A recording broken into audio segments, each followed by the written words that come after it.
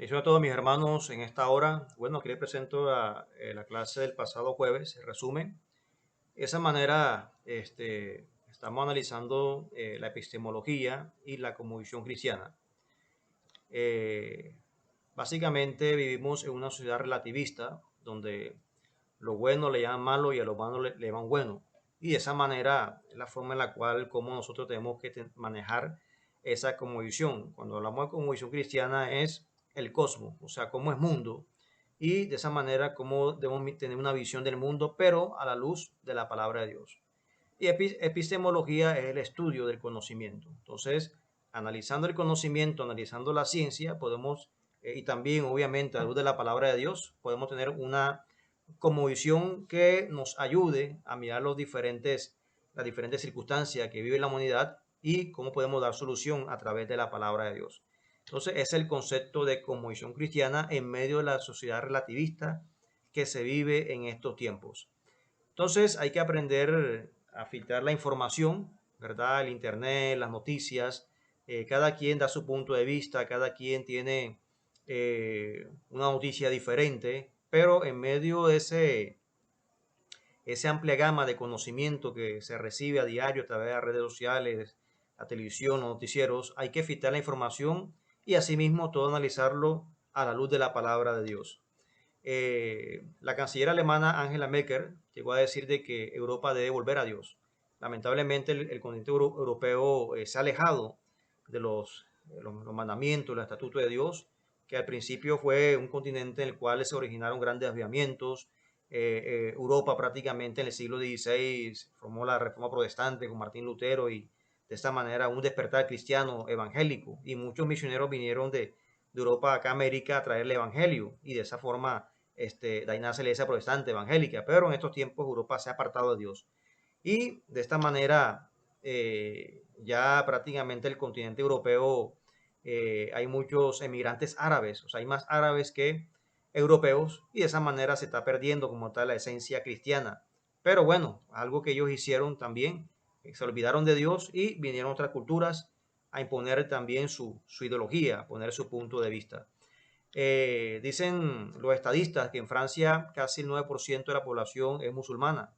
En Bélgica llega al 7,1%, en Gran Bretaña alcanza el 6,3%, Suecia tiene un 8,1%, España un 2,1% y en todos ellos estos porcentajes crecerán en el futuro inmediato según el Pew Research Center, Centro de Investigaciones Religiosas.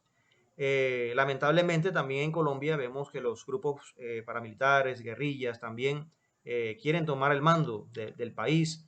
El caso de Venezuela también con sus aliados terroristas hacen alianzas, digamos, con grupos terroristas de Emiratos Árabes para también eh, poder surtir a las mafias aquí en Colombia. Entonces también vemos esa problemática en otro país. Entonces dice Romanos 12:1, así que hermanos, os ruego por la misericordia de Dios, que presentéis vuestro cuerpo en sacrificio vivo, santo, agradable a Dios, que es vuestro culto racional. No conforméis a este siglo, sino transformaos por medio de renovación de vuestro entendimiento, para que comprobéis cuál sea la buena voluntad de Dios, agradable y perfecta. Entonces, en medio de este mundo donde hay crisis, problemas religiosos, problemas políticos, problemas de guerra, problemas de terrorismo, nuestra mente cada día debe renovarse en Cristo Jesús, ¿verdad? No dejarnos llevar por este siglo, no dejarnos llevar por las modas, las malas noticias, sino que nuestra mente esté enfocada en Dios, en la palabra de Dios, para dar buenas nuevas en medio de un mundo que está oscuro, en medio de un mundo que cada día hay situaciones difíciles. Entonces como dice Jesucristo, nosotros somos sal de la tierra y la sal prácticamente quita lo podrido, lo putrefacto. Somos luz también para iluminar las tinieblas, es lo que Dios nos ha mandado a hacer. 1 Corintios 1 dice, pues no envió Cristo a bautizar, sino a predicar el Evangelio, no con sabiduría de palabras, para que no se haga vana la cruz de Cristo. Esa es la forma en que debemos hacer énfasis en la predicación del Evangelio. Cómo Dios ve el mundo. Entonces, ese es básicamente el objetivo principal de la cosmovisión cristiana, mirar con la lente de Dios, con los ojos de Dios. No como yo quiero verlo, sino con como Dios nos ha encomendado hacerlo. Colosenses 2, eh, 20 al 23, pues si habéis muerto con Cristo en cuanto a los rudimentos del mundo, porque como si vivieseis en el mundo, os sometéis a preceptos, tales como no manejes ni gustes, ni aun toques, en conformidad a mandamientos y doctrinas de hombres, cosas que todas se destruyen. Con el uso, tales cosas tienen a la verdad cierta reputación de sabiduría, en culto voluntario, en humildad y en duro trato del cuerpo, pero no tienen valor alguno contra los apetitos de la carne. Y eran influencias gnósticas que estaban atacando la iglesia en ese tiempo, y es la forma en que Pablo le estaba diciendo a ellos que no se dejaran llevar por este tipo de situaciones, sino que vivieran el evangelio como tenía que ser. Y estas influencias gnósticas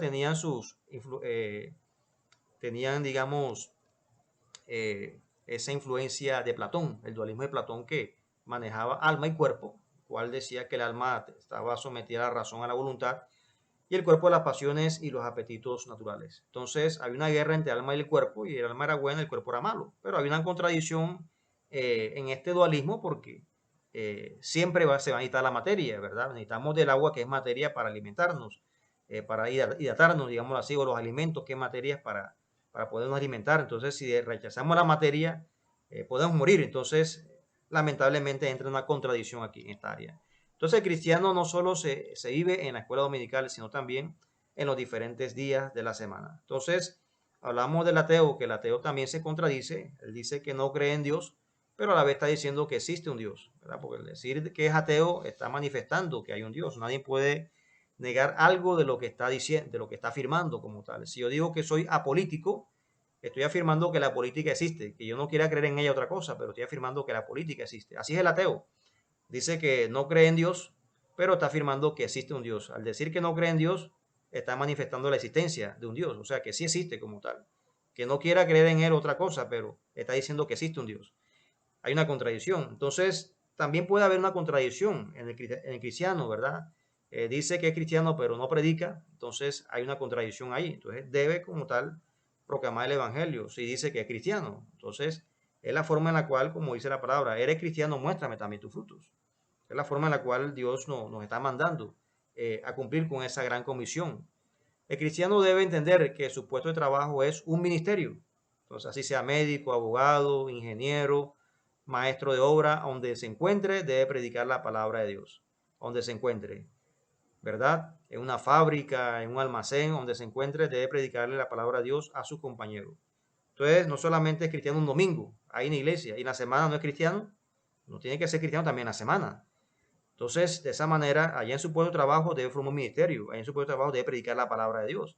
Porque el cristianismo se vive todos los días, no solamente en la escuela dominical, sino todos los días. Su centro de trabajo también debe ser un centro ministerial. Colosenses 3:23, y todo lo que hagáis, hacedlo de corazón, como para el Señor, y no para los hombres. Es para el Señor, no para los hombres, sabiendo que del Señor recibiréis la recompensa de la herencia, porque a Cristo el Señor servís.